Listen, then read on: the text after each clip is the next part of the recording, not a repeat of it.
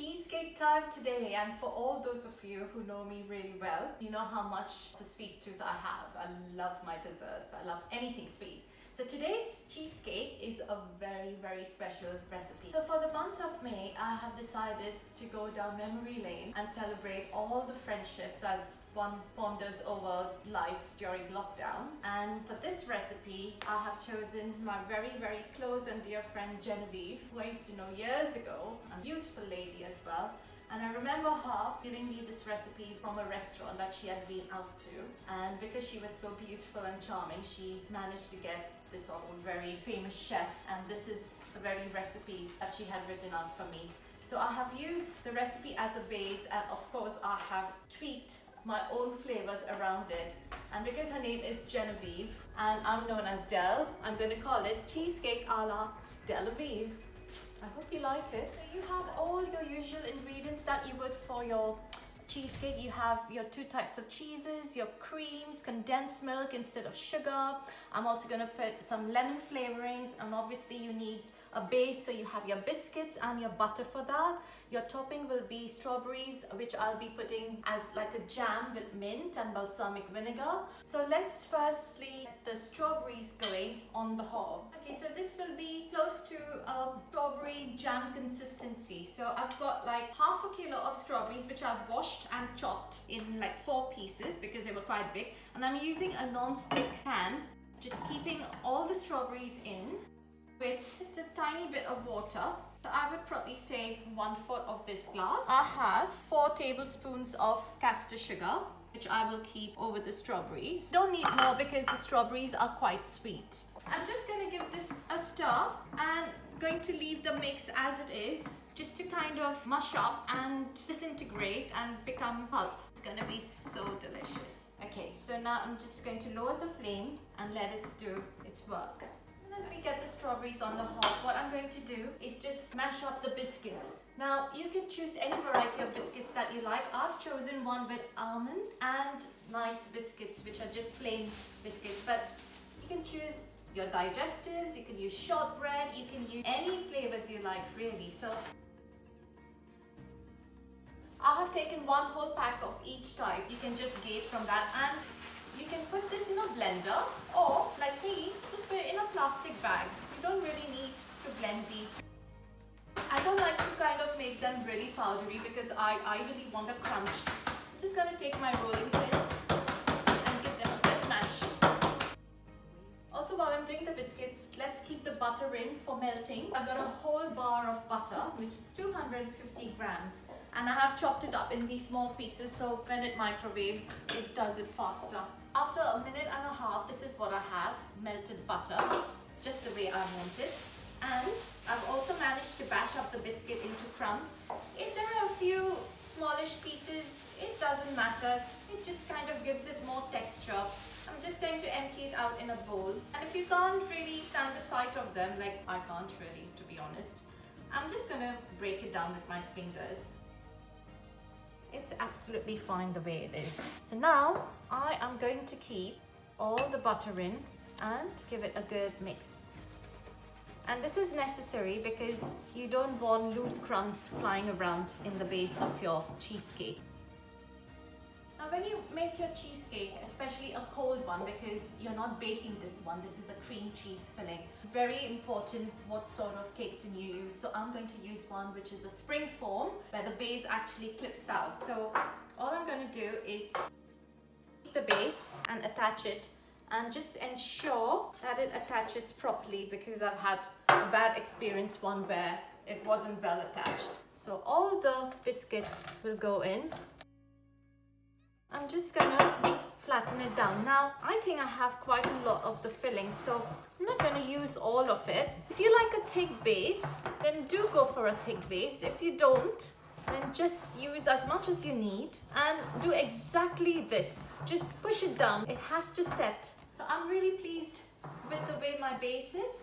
It's really solid and firm. I'm gonna place this in the fridge now. If you see the strawberry mix, the strawberries have really softened here and it's kind of turning into a jamish consistency. Before it thickens, I am going to put A tablespoon of balsamic vinegar. This goes really beautifully with strawberries, so just a tablespoon. If you don't like the taste of balsamic vinegar, or if you don't have it, I'd even go for something like a port wine or some sweet wine like a sherry to kind of bring out the strawberries. And it's kind of intensified the color even more now. So we will just let this reduce till it thickens more and becomes a bit sticky. Now on to our cream cheese filling. The recipe calls for 250 grams of cream cheese. So I'm selecting two types of cheese. One is of course your Philadelphia cream cheese and one's mascarpone. I've done this because I don't like too much of the Philadelphia cheesecake flavor. I'm trying to avoid that. So I'm going to take half of each. If you don't get mascarpone, or if you just prefer to have one cheese, you just use one whole tub. It should just amount to 250 and that's all it needs. Half the mascarpone and half the Philly should do the trick. There we are. It's some of my vanilla sugar. And I do remember Genevieve specifically saying the chef told her a secret and not to use the whipping cream you get in a carton, but to actually use the one that squirts out, and that will make your cheesecake filling very, very light. So that's what I've got and that's what I'm going to use today. I have done this recipe years ago, so I know it really does work. But if you prefer not to use this, just go for your regular whipped cream and just kind of whisk it up and use it after you mix this. So we now need to use the handheld electric mixer, or if you have one of these, then you can just do your whole filling in that. But I prefer to kind of have a handheld mix because I just like to feel my way through it. So let's take the condensed milk because that's what we'll be keeping in the cheese mix. We are using condensed milk rather than sugar. I'm just going to use probably 3/4 of it because it tends to become really sickly sweet, and we also have the strawberries which are really sweet and intense. So I have kept 3/4 of the condensed milk. Really important to whisk this properly to remove any sort of lumps of cheese that you may have before you put the cream in. It's now time for some cream. Before we put the cream, what I'm going to do is cut a lemon. I'm going to squeeze some of the juice into the cheesecake mix because I'd like it a bit citrusy. Gonna give this a good stir.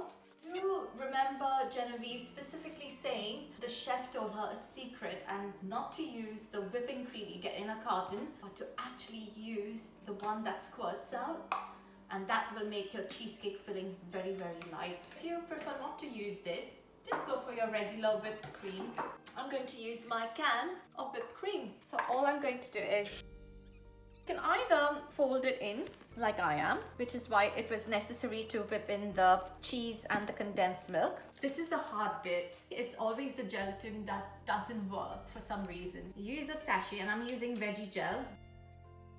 What they say is just keep a little bit of cold water, 2 teaspoons till it dissolves. This is what's happened. It went wrong. I'm not going to use it, and this is exactly what we're trying to avoid. I've reread the instructions. So what I have to do is in 200 ml of cold water, I have to sprinkle gelatin powder and dissolve it and then heat it up for like 10-20 seconds, and in it goes into the mix. So if you have any sort of liquid going into your recipe, use that liquid itself. So fingers crossed, second time lucky.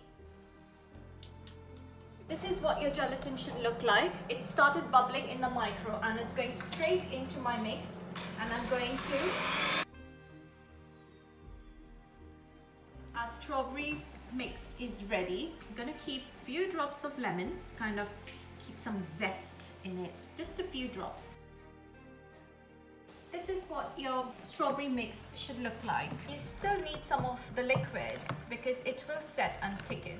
So I'm just pouring this out into my glass bowl, and because I would like to use it on the cheesecake topping, I'm just gonna put it straight in the fridge. It's time to get the base of your cheesecake out, which has been cooling for a good half an hour, 40 minutes. This is what it is. It's absolutely solidified. Give the mix a stir and keep it all in.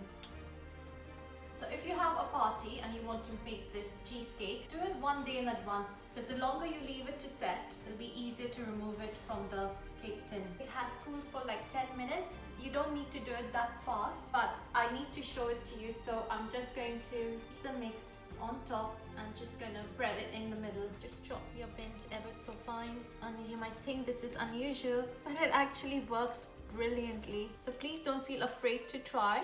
So I was quite adventurous yesterday and I had to make a small piece of cheesecake because I know the one I've made won't set in time for you to see.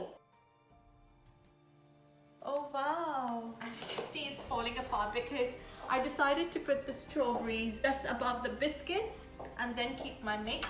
It's meant to be a heart shape. Have a heart, guys. What I'm going to do is just kind of put some of the strawberry mix on top. If you prefer not to have it at the base, you don't need to. I'm trying to do a heart shape, but it's not gonna happen. I've got a few mint leaves. It'll taste absolutely fabulous. I'm quite proud of my creation, so please don't judge me on the presentation. Yes, my heart is falling apart, and I'm going to tuck into my hearty cheesecake now. Big bite goes to Belle's Kitchen.